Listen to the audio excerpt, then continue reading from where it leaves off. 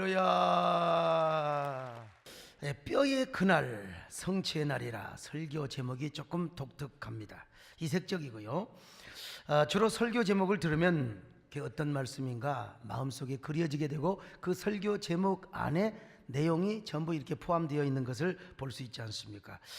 아마 이 제목을 보고 들으시면은 좀 감이 안 잡히겠다 이런 생각을 해봅니다. 그러나 들어보시면은 귀한 말씀이 될 줄로 믿습니다. 이야기는 요셉의 어린 시절로 시작이 됩니다. 요셉은 누구보다 상처가 많았습니다.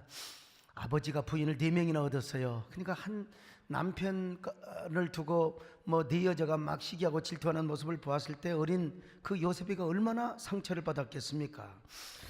또 게다가 에서의 상봉을 앞두고 만약의 경우를 대비해서 처자식을 앞두고 자기는 뒤에서 남아요.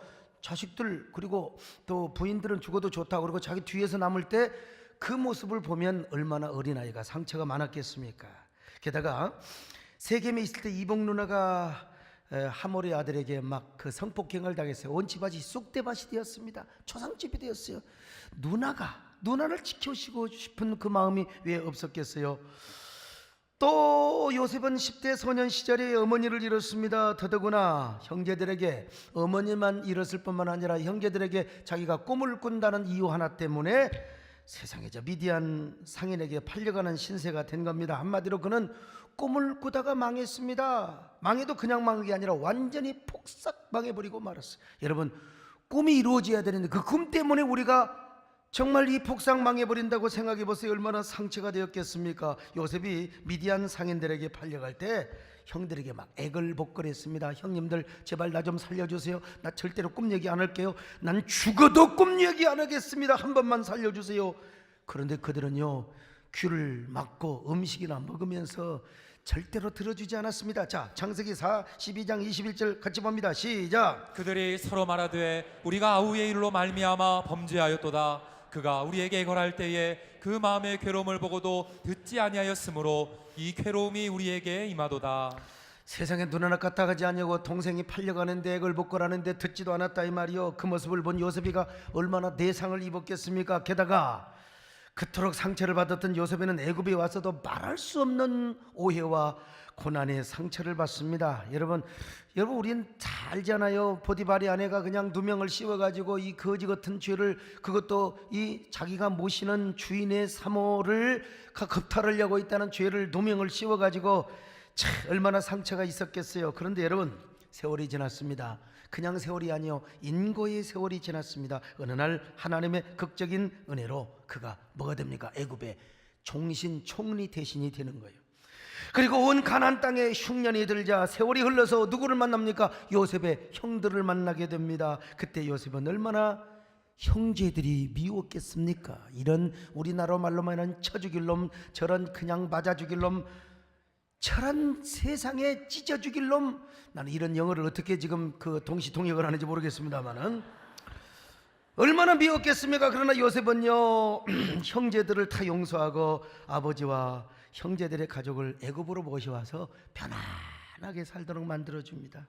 그러므로 요셉 때문에 야곱의 가족과 권속들이 아주 편안하게 번식을 하고 하나님의 섭리에 따라 막 그들이 번성을 하게 되는 겁니다. 자, 세월이 흘러서 아버지 야곱이 죽어요. 아버지가 죽었을 때 가장 슬피 울고 서럽게 울었던 아들이 누군 줄 아세요? 요셉입니다. 여러분, 요셉이 어린 시절 그처럼 사랑하는 아버지 품을 떠나 애굽에 와서 처절한 삶을 살던 지난 날을 생각해 보니까 얼마나 만감이 교차하겠어요. 부모가 죽을 때 누가 많이 운 줄 아세요? 재산을 가장 많이 받은 장남이나 장녀가 울지 않아요. 가장 못 배우고 오히려 아버지한테 두들겨 맞고 재산도 물려받지 못하고 타지에 가서 고생하며 그러다가 월급 받아가지고 아버지 모시적삼 보내고 말이요 네이 보내고 요런 아들이 오히려 더 운다니까요. 요셉이가 지금 그렇게 울고 있는 겁니다. 지금 애굽의 총리 대신에 되어서 아버지와 형제간들을 모셔왔던 일들을 생각해 볼 때 야, 세상에 서러움절만 감사절만에 눈물이 복받치고 울고 또 울고 또 울었습니다. 그렇게 우는 모습을 보자 형제들이 두려움이 생기게 된 거예요. 그래도 아버지가 살아계실 적에는 아버지 때문에 형들에게 보복을 안 했지만은 아버지가 돌아가셨으니까 분명히 우리에게 보복을 할 거야. 이게 요즘 말로 말하면 저게 적폐청산이라 이거요. 저놈들을 죽이겠다 이거요.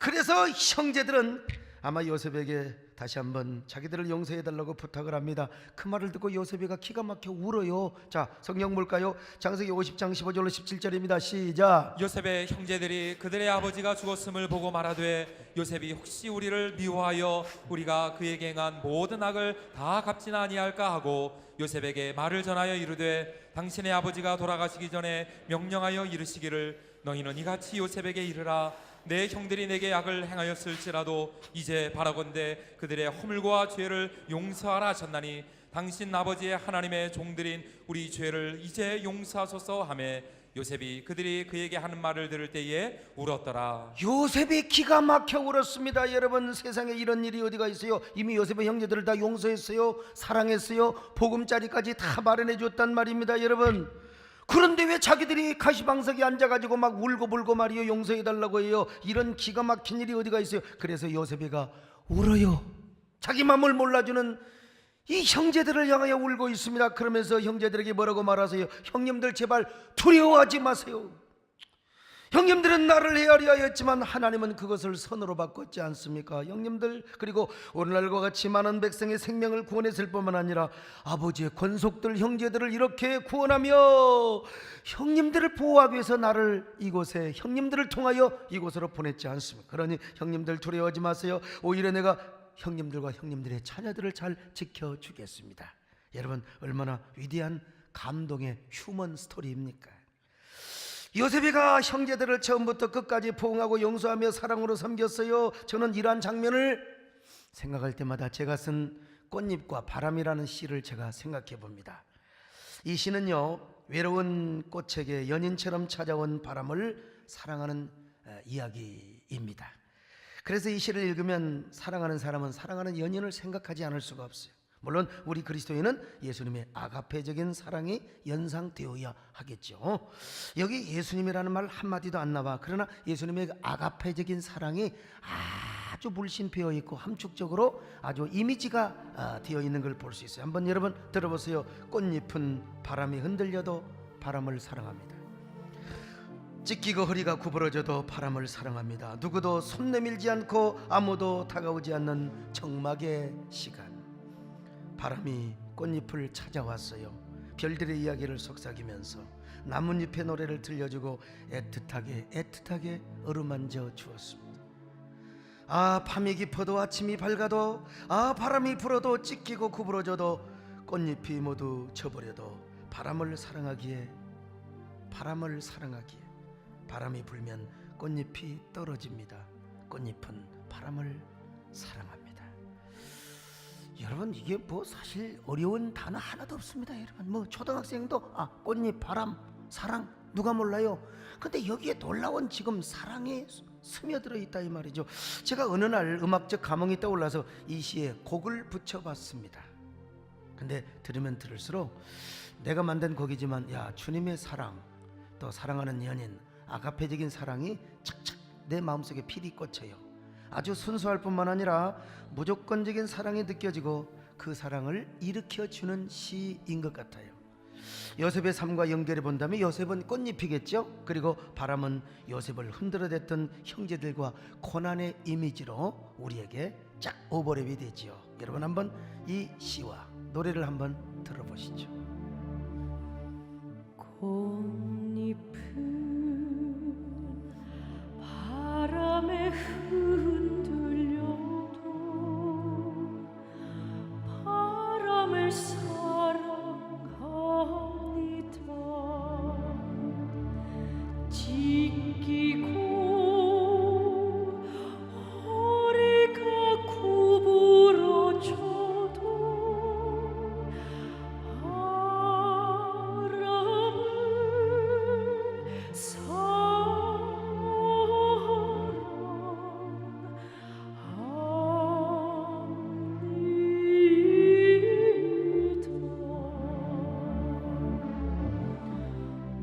누구도 손 내밀지 않고 아무도 다가오지 않는 적막의 시간, 바람이 꽃잎을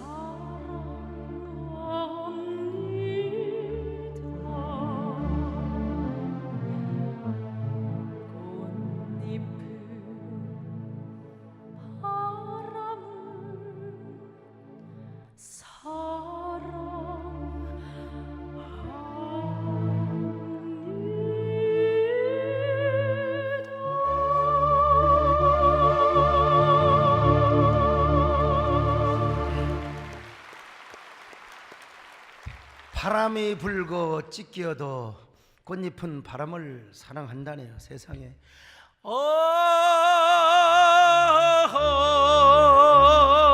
바람 불어도 찢기고 구부러져도. 여기서 우리는 그럼 네가 불지 그러냐? 이 요셉이의 그 모습을 제가 한 번 더 그려본다니까요. 요셉이가 만고풍상을 다 겪었어요. 그러나 요셉이 그 모든 것을 다 수용하고 받아들여야 다 고난에 예스 예스 예스 예스 예스 오케이 오케이. 이 요셉의 이미지입니다. 그런 요셉은 나중에 자신에게 닥쳐오는 죽음마저 사랑과 소망으로 받아들이는 모습이 여러분 딱 떠오르지 않습니까? 바람이 불면 꽃잎이 떨어지지만 그래도 꽃잎이 바람을 사랑하는 것처럼 요셉도 그 형제들 자신을 사랑했습니다. 끝까지. 그리고 마침내 죽을 때가 되니까 죽음도 자연스럽게 여러분 수용합니다. 그것도 하나님의 뜻이고 섭리라는 사실로 받아들이죠. 바로 이 사실, 이 모습이 오늘 본문에 소개되고 있습니다. 자, 그런데 그런 그가 죽을 때 형제들에게 무엇라고 유언을 남기느냐? 기가 막힌 감동의 유언을 남깁니다. 여러분, 나는 죽지만 하나님은 여러분을 권고하사 반드시 가나안 땅으로 인도해 주실 것입니다. 하나님은 언약의 하나님이십니다. 그러므로 아브라함과 이삭과 야곱에게 약속하신 그 언약을 반드시 지켜주실 것입니다. 그러므로 하나님께서 여러분들을 기필코 가나안 땅으로 인도해 주실 텐데, 그러므로 내가 여러분들에게 꼭 당부할 것이 하나 있어요. 여러분들이 애굽을 떠나 가나안 땅으로 갈 때 그때 내 해골을 반드시 메고 올라가서 그곳에 나를 장사해 줘야 됩니다.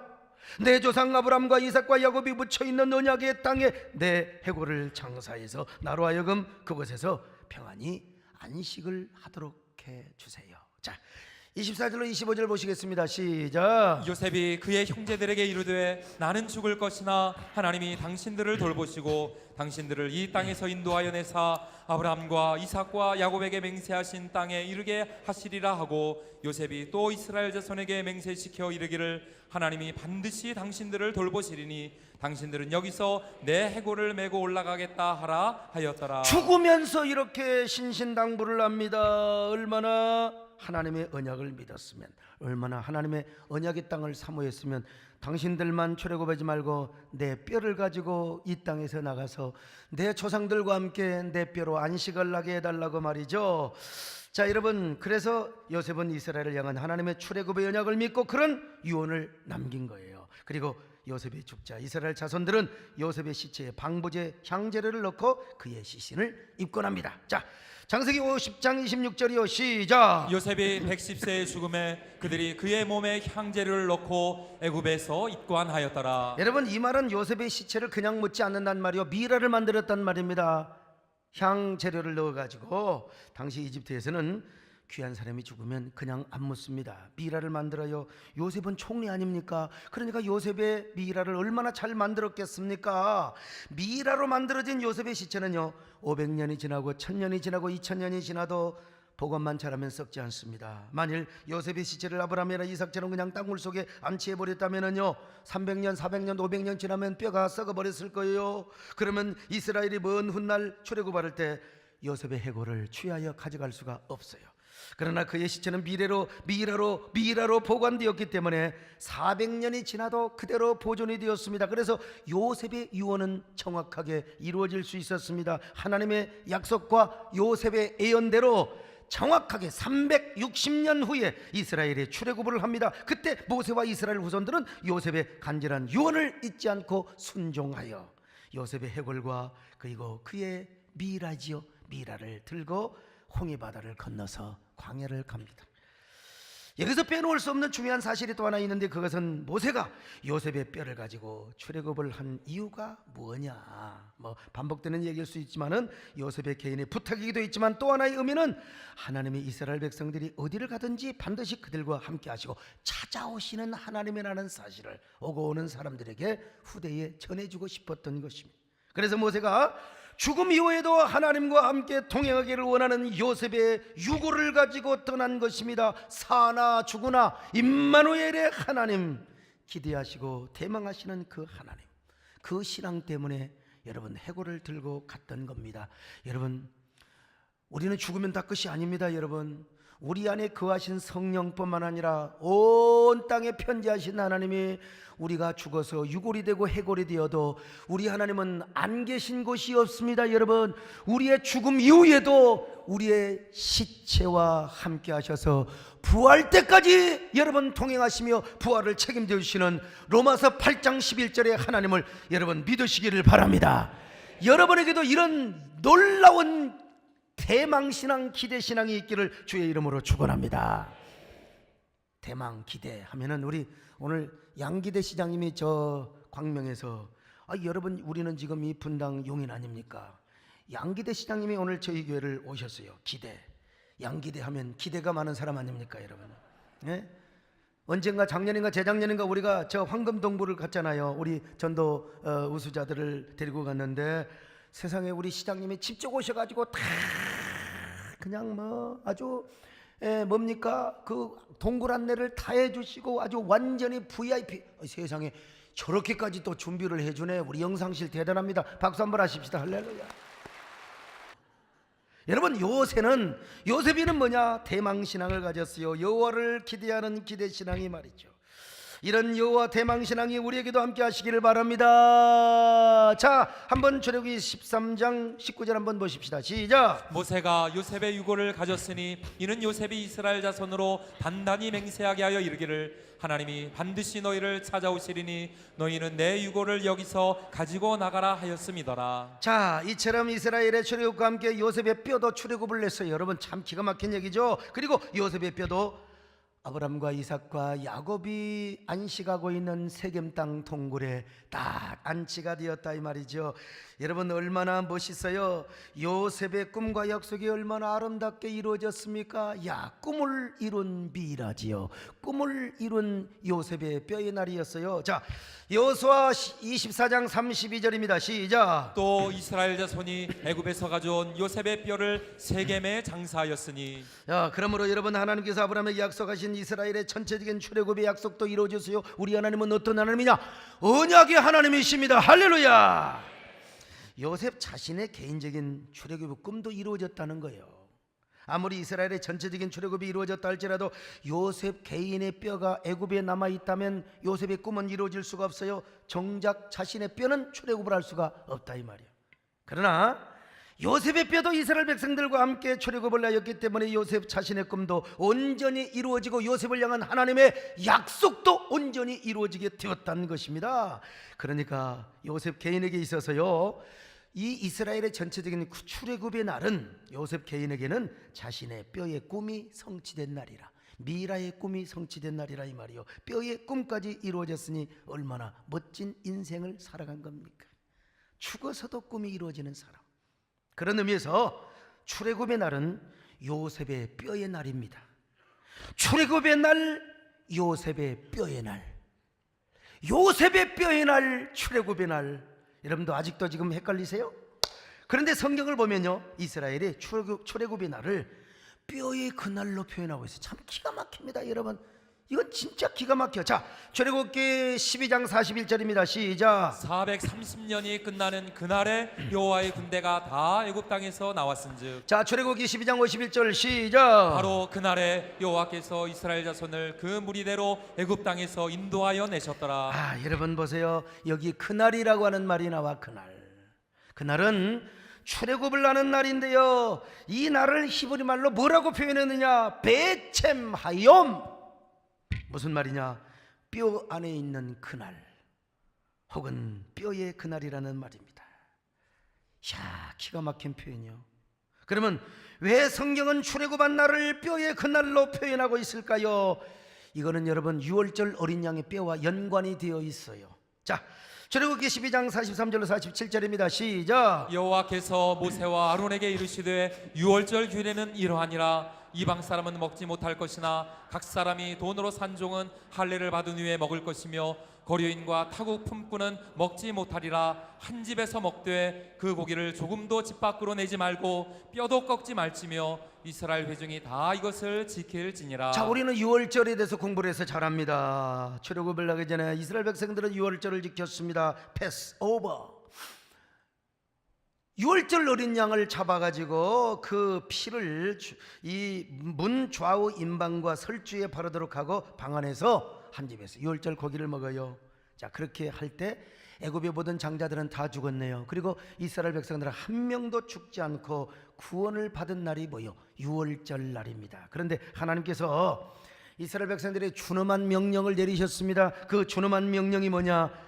어린 양의 고기를 먹되 절대로 어린 양의 뼈를 꺾지 마라. 뼈를 꺾지 마라. 여기서 뼈를 꺾지 말라는 말은 히브리 말로요 샤바르, 깨뜨리다, 부수다. 그러니까 어린 양의 뼈를 부수거나 깨뜨리지 말라고 한 것입니다.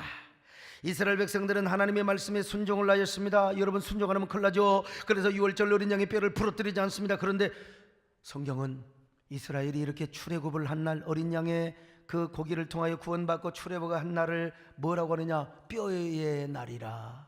뼈 안에 있는 날 혹은 뼈의 그날이라고 표현을 했습니다. 아, 여러분, 기가 막힌 표현이요.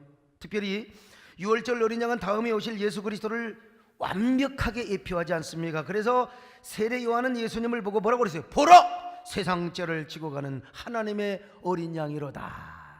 자, 요한복음 1장 29절 시작. 이튿날 요한이 예수께서 자기에게 나오심을 보고 이르되 보라, 세상 죄를 지고 가는 하나님의 어린 양이로다. 세상 죄를 지고 가는 하나님의 어린 양으로 예수님이 오셨어요. 그런데 먼 훗날 예수님이 오셔서 십자가에 죽으셨네요.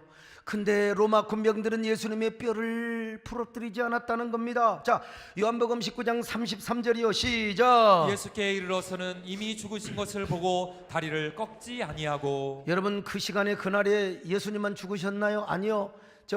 이 예수님의 좌편 우편 광도들이 같이 죽었어요. 근데 이놈들 얼마나 체력이 좋았는지 십자가에 못 박아서 대령대령 매달아놔도 안 죽어요.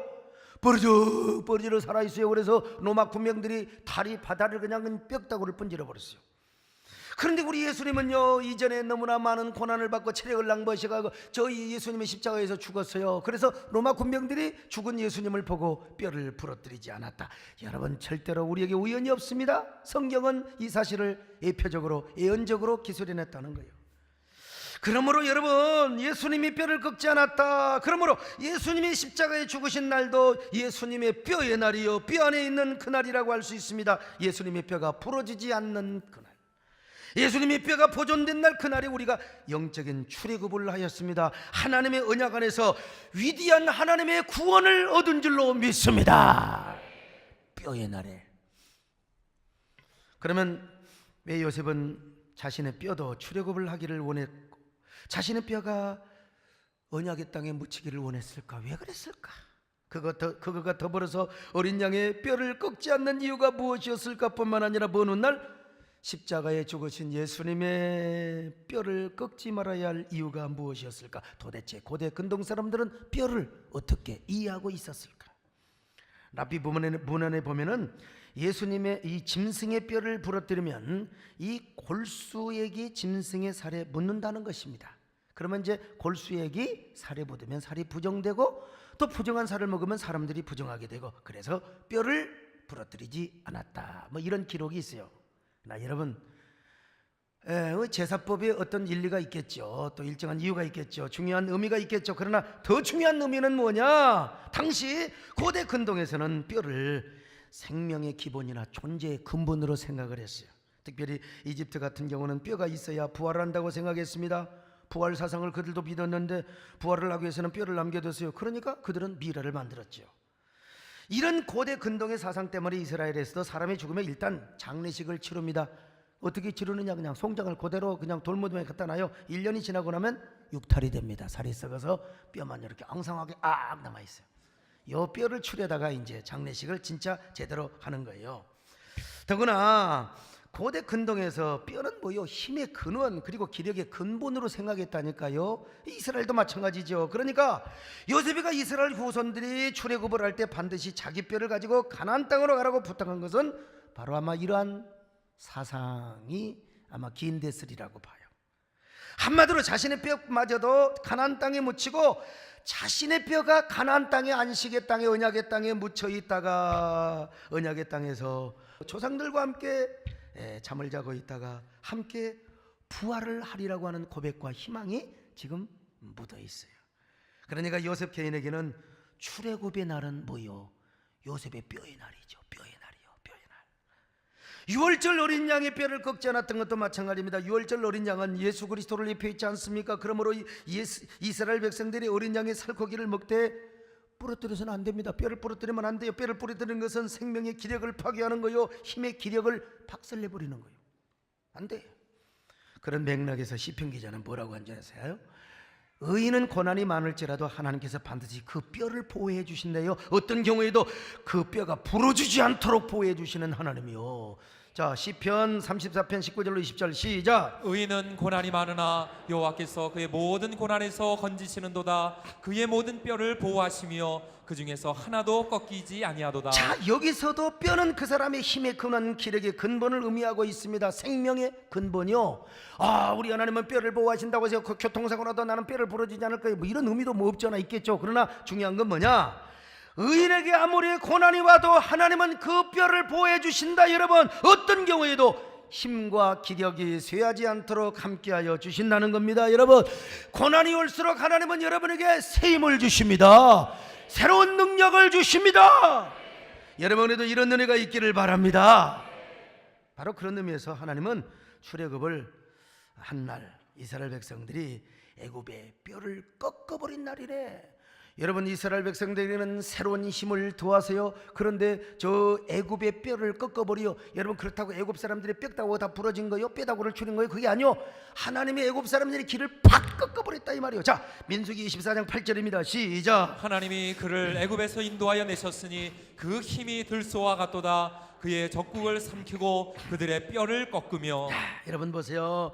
하나님께서 이스라엘 백성들이 애굽에서 나올 때 힘을 어떤 힘으로 줬어요? 막 들소 같은 힘이요, 들소 같은 힘이요. 여러분 보세요.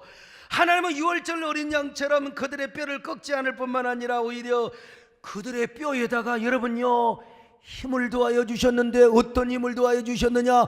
들소와 같은 힘을 더하여 주셨습니다. 여러분요, 들소와 같게 하셨어요. 여러분, 동물의 왕국을 보면 사자들이 염소를 잡아먹고 뭐 또 들소도 잡아먹고 뭐 또 근데 여러분요, 들소 잡아먹는 거, 사슴 잡아먹는 거, 근데 들소는 조심해야 됩니다. 들소가 열받아 가지고 여러분 받아버리면 사자, 암사자, 개나 여러분 숫사자도 여러분 내장이 팍 튀쳐나와버려요. 받아버리면 그냥 갈비가 옆구리가 나가버려. 그래서 사자들이 들소들의 뒤를 공격하지 앞에서 절대로 공격하지 않으면 잘못했다가 들소가 받아버려. 천하의 숫사자도 갈비가 나, 다리가 분질해져 버려. 여러분, 하나님께서 이스라엘 백성들의 출애굽한 날에 그들을요 어떤 힘을 주셔? 들소 같게 새 힘을 주셨단 말입니다. 여러분요. 그러나 반대로 출애굽한 날 하나님은 애굽 백성들의 뼈를 꺾어버렸어. 애굽의 뼈를 박살내버렸다 이 말이요. 바로 왕에서부터 모든 애굽 사람들의 키를 팍 꺾어버려 묵사발을 만들어버렸어요. 여러분, 이건 문자로 보면 안 돼요. 이 뼈의 어떤 그 의미, 그런 의미에서 성경은 여러분 출애굽의 날을 뭐라고 표현했어요? 뼈의 그날이라. 요셉의 뼈가 애굽에서 나온 날도 언약 성취의 날입니다. 여러분, 참 이 하나님의 언약 대단해요. 요셉의 뼈가 애굽에서 나온 날도 언약 성취의 날이요 구원의 날이며 축복의 날이었습니다. 요셉 개인에게 있어서는 여러분, 요셉은 이미 그 영혼은 하나님 품에 갔지만 그의 육체의 미라를 통해서도 하나님의 꿈이 이루어진 이 멋진 삶이요, 또한 이스라엘의 유월절을 양을 잡아먹고 출애굽을 한 날도 언약 성취의 날이요 구원의 날이요 대역전의 날이었어요. 아니, 예수님께서 십자가에 죽으시던 날, 여러분, 그날이 어떤 날이요? 하나님의 위대한 구속의 언약이 이루어지는 날 아닙니까? 그러니까 여러분, 우리에게 위대한 언약 성취의 날이요 위대한 구원의 날이요 대역전의 날임을 믿습니다. 그런데 그날은 뭐라고 출애굽기적인 표현을 하면은 뭐냐? 뼈의 날이요, 뼈 안에 있는 그 날이라 이거예요. 요셉의 뼈가 출애굽을 하는 날도 하나님의 언약이 성취되고 하나님의 은혜와 힘을 받는 날이요, 이스라엘 백성들이 출애굽을 하는 날도 유월절 어린 양뿐만 아니라 세상의 이스라엘 백성들에게 들소와 같은 새 힘을 허락하신 날입니다. 할렐루야. 위대한 구원의 날입니다. 아멘요. 그러나 애굽 사람들은 뼈다귀를 전부 다 세상에 다 꺾어버리고 힘을 쇠약하게 했던 위대한 구원의 날이 바로 뼈의 날이었습니다. 예수님이 십자가에 죽으신 날은 더더욱 그렇습니다. 예수님의 죽으심과 부활은 사탄의 모든 뼈가 부서지고 박살난 날입니다. 할렐루야. 사탄의 모든 괴계와 여러분 그것을 지금 인간적으로 표현한다면 이 사탄의 모든 뼈다구가 그냥 으스러져 버리고 파스러져 버린 날이라 이 말이에요. 그러나 하나님께서 예수님의 뼈에는요 영적으로 들소 같은 힘을 더하여 주셨습니다. 모든 만물을 예수님의 힘 앞에 복종시키는 결과를 낳게 한 것입니다. 예수님의 죽으심으로써 사탄의 기력은 쇠하였지만 하나님께서는 만물을 그 발 아래에 복종시키고 예수님의 뼈를 상하지 않게 하는 날이요, 그리고 그 사건을 통하여 여러분 하나님의 은혜, 위대한 놀라운 하나님의 축복이 우리에게 흘러오게 한 날입니다. 우리에게 임하게 한 날입니다. 여러분 우리 하나님은 어떤 하나님이요? 언약의 하나님이십니다. 용사의 하나님이십니다. 전사의 하나님이시요 언약의 하나님이실 뿐만 아니라 영광의 전사요 거룩한 용사가 되셔서 우리 예수님의 뼈를 보호하시고 오히려 예수님을 다 만왕의 왕이 되시고 만주의 주가 되게 하실 뿐만 아니라 여러분 저 사탄의 모든 괴계를 박살내버리시는 용사의 하나님이요 전사의 하나님이란 말입니다. 당신은 영광의 전, 당신은 거룩한 전사, 당신의 승전을 찬양하나이다. 당신은 영광의 전사, 당신은 거룩한 전사, 당신의 승전을 찬양. 할렐루야. 오른손으로 그 적군을 부수시며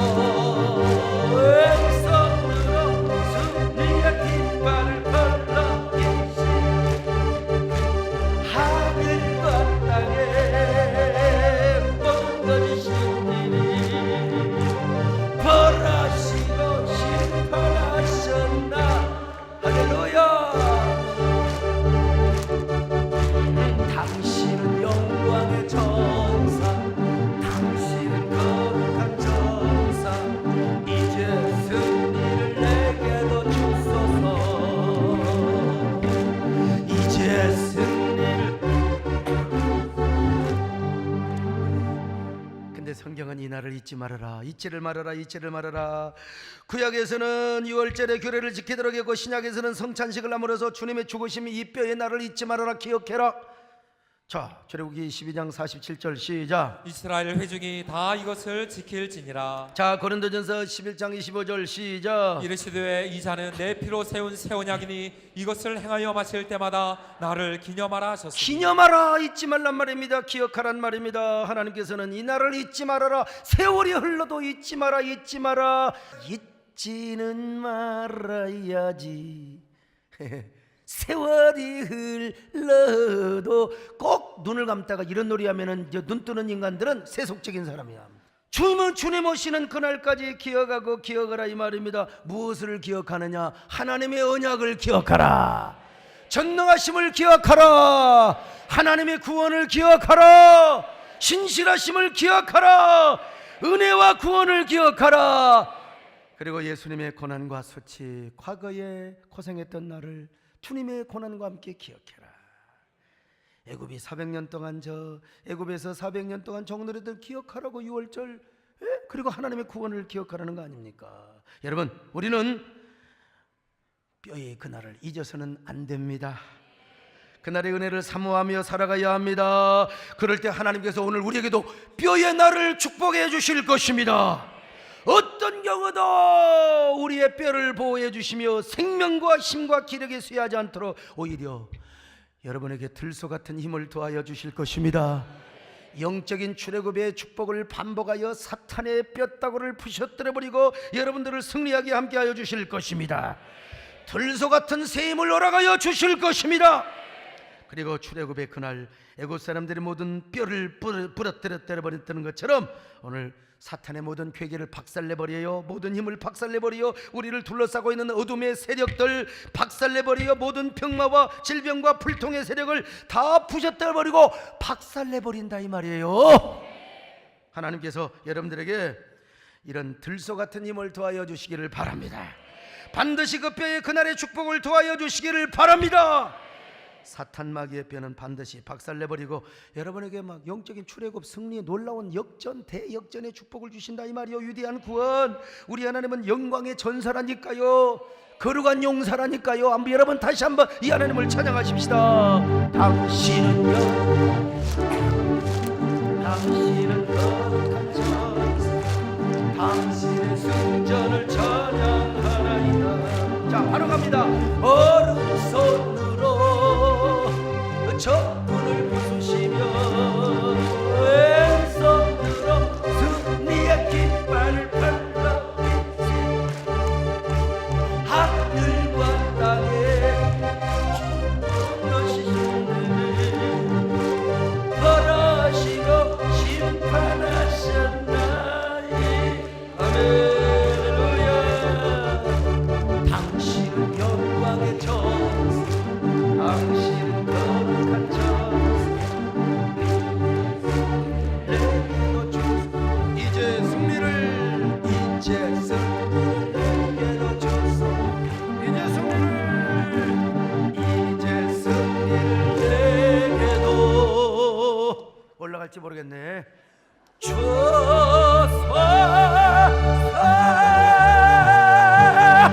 그래서 신약성경이 이렇게 말씀하고 있어요. 자, 기가 막힌 말씀 로마서 16장 20절 시작. 평강의 하나님께서 속히 사탄을 너희 발 아래에서 상하게 하시리라. 우리 주 예수의 은혜가 너희에게 있을지어다. 사탄을 너희 발 아래서 상하게 하시리라. 발로 밟아버린다 예수의 이름으로. 할렐루야. 특별히 우리 조국 대한민국은 여러 열강들의 세력에 둘러싸여 있습니다. 이 북미간에 이게 말폭탄 전쟁으로 괜히 우리가 지금 쫄아갖고 있는데 여러분 쫄 필요가 없습니다. 전쟁의 위기가 최고조에 달하고 있지만 그러나 우리가 하나님의 언약을 믿고 하나님 말씀에 순종하며 오직 하나님께 희망을 두고 살아가면, 기대를 하고 살아가면, 대망을 하고 살아가면 여러분 우리 민족에게도 뼈의 그날과 생명의 날을 주실 줄로 믿습니다. 아무리 북한에게 위협을 하고 북한과 미국이 서로 전쟁을 하자고 해도 우리가 하나님 잘 섬기면 그 모든 위기가 박살이 남을 믿으시기 바랍니다. 박살이 나요. 여러분 북한의 핵도 하나님이 그냥, 나는 어떻게 할지 모르지만 우리 하나님은 하실 수 있습니다. 박살이 나게 할 줄로 믿습니다 여러분요. 그래서 언젠가 여러분 전쟁이 없는, 피 흘림이 없는 평화통일이, 복음적 평화통일이 이루어져서 우리가요 유라시아 철도를 통해서 쫙 어디서 타느냐? 광명에서 탑니다 여러분. 광명에서 어디로? 쫙 북한을 거쳐서 그리고 저 러시아를 거쳐서 파리까지 여러분 아마 4박 5일 일주일 정도 될 겁니다. 꿈의 여행이지요. 낭만의 여행입니다. 저는 비행기 타는 것보다 배 타는 걸 좋아하고 기차 타는 걸 좋아합니다. 야, 기차 외로울 때는 기차를 타라. 정호승의 시가 있지 않습니까? 그거 내가 쓰려고 있는 그 양반이 먼저 써버렸어요. 자, 그 기차를 타고 자 파리까지 간다. 여러분 얼마나, 이걸 지금 누가 기획하고 꿈꾸고 있느냐? 우리 양기대 시장님이 탁 하고 있는 거예요. 이 폐광을 광명동굴로 신화를 창조한 일, 그래서 매년 150만 층까지 한 400만이 왔다 갔다 하는 거예요. 그 중에 저도 포함이 됩니다. 허벌판에 광명역 KTX 역세권을 조성해서 이제는 유라시아 철도 유치를 하려고 하는, 야 정말 그 우리를 위해서라도 좀 그 꿈이 이루어졌으면 좋겠어요. 그래가지고 말이죠, 이제는 우리의 소원은 통일 부를 필요가 없습니다 여러분요. 그때 여러분 기억해야 돼요. 뼈다구의 날이 도래했구나. 뼈의 날이 왔구나. 여러분, 요셉처럼 하나님의 약속을 붙잡으시기를 바랍니다. 그럴 때 우리 민족뿐만 아니라 우리의 삶을 묶고 있는, 억압하고 있는 모든 질병과 우환과 고통도 여러분 하나님이 박살나게 할 줄로 믿습니다. 이 뼈의 날에 축복을 허락하실 줄로 믿습니다. 여러분, 우리가 하나님을 두려워하십시다. 언약의 하나님을 붙잡으십시다. 그리고 이 신앙을 우리 후손들에게 물려주십시다. 여러분의 믿음과 삶을 통하여 이런 은혜가 우리 이웃들에게 그리고 민족과 조국에도 임하게 할 수 있기를 주의 이름으로 축원합니다. 하나님 고맙습니다. 감사합니다. 오늘 뼈의 날 참 가슴 설레인 말씀입니다. 하나님, 우리 개인에게도 언제나 이 날이 반복되게 하여 주시고 이 날을 감격적으로 경험하고 누리는 저희들 되게 하여 주시옵소서. 예수님의 이름으로 기도드립나이다. 아멘.